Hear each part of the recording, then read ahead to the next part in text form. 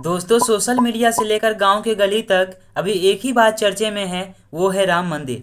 ये बात तो सबको पता है कि इसी 22 जनवरी को अयोध्या के राम मंदिर में रामलला की प्राण प्रतिष्ठा होगी। तो दोस्तों, आज हम लोग इस वीडियो में राम मंदिर के इतिहास, इसके संबंधित विवाद, राम मंदिर बनने से कितने लोगों को रोजगार मिलेगा, साथ ही हम राम मंदिर के कंस्ट्रक्शन और राम मंदिर तक पहुंचने के संसाधन के बारे में भी जानेंगे। और कल के भाषण में नरेंद्र मोदी ने क्या जरूरी सूचना दिए हैं, ये भी इस वीडियो के लास्ट में जानेंगे। तो चलिए दोस्तों, इस वीडियो को बिना किसी देरी के साथ स्टार्ट करते हैं।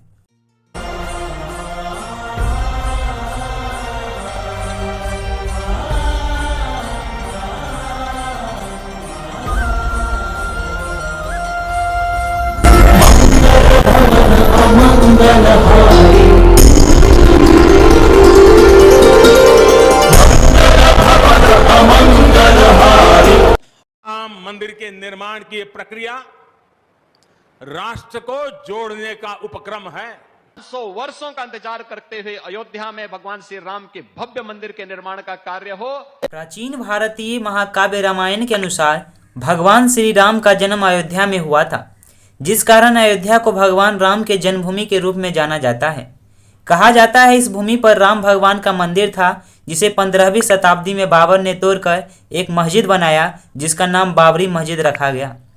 इसके बाद 18वीं शताब्दी में इसके विरोध में कई हिंदू आगे आए और राम मंदिर की मांग की जाने लगी, और यहीं से यहाँ दंगा शुरू हो गया और अब यह स्थल एक विवादित स्थल बन गया था। इसके बाद 1949 में इस विवादित स्थल पर भगवान राम के मूर्तियां तथा मंदिर के अन्य अवशेष मिले, जो ये सिद्ध कर रहा था कि सच में इस स्थल पर प्राचीन में राम मंदिर था। मगर कुछ मुसलमानों ने इसे भी गलत साबित करने के लिए बोलते हैं कि हिंदुओं ने खुद जाकर वहां मूर्तियां रखी थी। हिंदुओं और राम मंदिर के विरोध में कुछ मुसलमानों द्वारा एक समिति बनाया जाता है, जिसका नाम बाबरी मस्जिद संघर्ष समिति रखा गया। इसी बीच 1989 में बीपीह यानी विश्व हिंदू परिषद ने यहाँ राम मंदिर की नींव रखने के लिए अभियान तेज किया।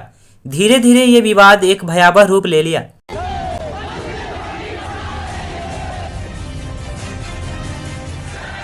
दिन था 6 दिसंबर 1992। हजारों की भीड़ ने अयोध्या के विवादित ढांचा गिरा दिया। इसके बाद देश भर में हिंदू मुसलमान दंगे भड़क गए। इस दंगों में लगभग 2000 लोग मारे गए।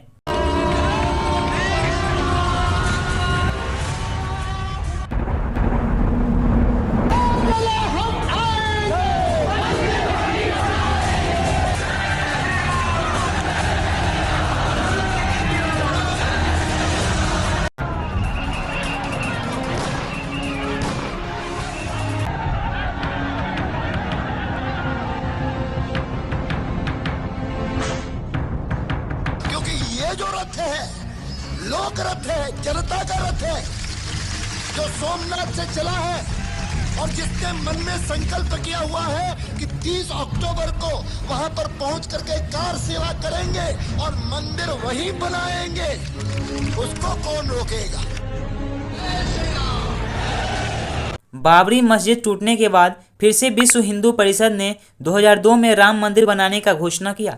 इसके बाद हजारों हिंदुओं अयोध्या में एकत्र हुए, मगर 13 मार्च को सुप्रीम कोर्ट की ओर से विवादित स्थल पर यथास्थिति बनाए रखने का आदेश दिया। साथ ही ये भी स्पष्ट किया गया कि यहाँ किसी प्रकार की शिला पूजन नहीं होगी। मगर इसके तुरंत बाद 2003 में हाईकोर्ट के आदेश पर पुरातत्व सर्वेक्षण विभाग को इस स्थल पर जाँच करने के लिए कहा गया। इस विभाग ने जब खुदाई शुरू किया तो यहाँ मंदिर से मिलते जुलते कई अवशेष मिले। इस रिपोर्ट ने हिंदू पक्ष के दावे पर मुहर लगा दी। मगर इसके बाद भी 2003 में सीबीआई ने 1992 में विवादित ढांचा ध्वस्त मामले में लाल कृष्ण आडवाणी सहित 8 लोगों के खिलाफ आरोप दाखिला किया गया। मगर लाल कृष्ण आडवाणी हारने वाले व्यक्ति में से नहीं थे। उन्होंने फिर से एक बार बयान दिया कि इसी भूमि पर भव्य राम मंदिर का निर्माण जरूर होगा। दोस्तों, बहुत सारे दंगे फसाद होने के बाद आखिरकार 9 नवंबर 2019 को सुप्रीम कोर्ट ने ऐतिहासिक फैसले सुनाते हुए राम जन्मभूमि की 2.77 एकड़ जमीन हिंदू पक्ष को देने का फैसला सुनाया और इसके बदले 5 एकड़ जमीन मुसलमान पक्षों को अन्य स्थान पर दिया गया। साथ ही सुप्रीम कोर्ट ने यह भी बताया कि इस राम जन्मभूमि का मालिकाना हक केंद्र सरकार के पास रहेगा। ये सब होने के बाद 5 अगस्त 2020 को प्रधानमंत्री नरेंद्र मोदी ने भगवान श्री राम की महानगरी अयोध्या में रामलला की भव्य मंदिर के निर्माण के लिए भूमि पूजन में हिस्सा लिए। दोस्तों, अब हम मंदिर के कंस्ट्रक्शन के बारे में जान लेते हैं। मंदिर को 350 फीट लंबा, 268 फीट चौड़ा और 161 फीट ऊंचा बनाया गया है। इस मंदिर में 3 मंजिला भवन बनाया गया है, जिसके हर एक मंजिलों की ऊंचाई 20 फीट है। मंदिर के ग्राउंड फ्लोर पर टोटल 160 पिलर, फर्स्ट फ्लोर पर 132 पिलर दिया गया है और सेकेंड फ्लोर पर 74 पिलर दिया जाएगा। इस मंदिर में टोटल 5 चबूतरे और 12 द्वार बनाए गए हैं। दोस्तों, अब हम यह जान लेते हैं कि राम मंदिर बनने से रोजगार के कौन कौन से द्वार खुलेंगे। दोस्तों, 22 जनवरी को राम मंदिर में रामलला की प्राण प्रतिष्ठा होगी, जिसको लेकर पूरे देश में जोरदार तैयारियां चल रही हैं। बड़ी संख्या में राम भक्तों को अयोध्या में पहुंचने का अनुमान है। जानकारों का कहना है कि राम मंदिर के उद्घाटन के मौके पर देश भर में 50,000 करोड़ रुपए से ज़्यादा का कारोबार होने की संभावना है। राष्ट्रीय महामंत्री खंडेवाल ने बताया है कि देश के सभी बाजारों में भगवान राम से जुड़े चीज़ों की भारी मांग देखी जा रही है, जिसमें श्री राम ध्वजा, श्री राम के चित्र से अंकित मालाएं, लॉकेट, चाबी रिंग, राम दरबार के चित्र, राम मंदिर के मॉडल का चित्र, सजावटी लटकने और करे सहित अनेक सामान शामिल है। इससे बड़े संख्या में पुरुष के साथ साथ कई महिलाओं और कारीगरों को रोजगार मिल रहा है। वैसे तो मंदिर बनाने में ना जाने कितने लोगों को रोजगार मिला है, आगे पर्यटक स्थल बनने के कारण यहाँ कई लोगों को रोजगार मिलेगा। साथ ही अयोध्या विकास प्राधिकरण ने एक विजन डॉक्यूमेंट तैयार किया है, जिसके तहत लगभग 12 लाख लोगों को रोजगार देने के बारे में बताया गया है, जिसमें 4 लाख लोगों को प्रत्यक्ष रूप से और 8 लाख लोगों को परोक्ष रूप से नौकरी देने का लक्ष्य है। कल यानी 30 दिसंबर को प्रधानमंत्री नरेंद्र मोदी ने अयोध्या से 2 अमृत भारत ट्रेनों के साथ 6 वंदे भारत ट्रेनों को हरे झंडे दिखाकर रवाना किया, जिसमें पहला ट्रेन दरभंगा अयोध्या आनंद विहार टर्मिनल है। ये ट्रेन अयोध्या को मिथिला से जोड़ती है, यानी ये ट्रेन दरभंगा से दिल्ली अयोध्या होते हुए जाएगी। साथ ही अयोध्या के 821 एकड़ जमीन में 2200 मीटर लंबे और 45 मीटर चौड़े महर्षि वाल्मीकि अंतर्राष्ट्रीय हवाई अड्डा अयोध्या धाम बनाया गया है, जिसकी कैपेसिटी सालाना 10 लाख यात्रियों को संभालने की है। कल यानी 30 दिसंबर को देश के यशस्वी प्रधानमंत्री श्री नरेंद्र मोदी ने बताया कि 22 जनवरी को राम मंदिर में सिर्फ वही लोग जाएंगे जिसे निमंत्रण पत्र भेजा गया है। बाकी पूरे भारतवासी अपने अपने घरों में 22 जनवरी को दीपावली मनाएंगे। ये सुनिए। बार बार आग्रह करता हूं कि 22 को यहां पहुंचने का प्रयास हम न करें। कुछ ही लोगों को निमंत्रण गया है, वे लोग आएंगे और 23 के बाद सारे देशवासियों के लिए आना बड़ा सरल हो जाएगा।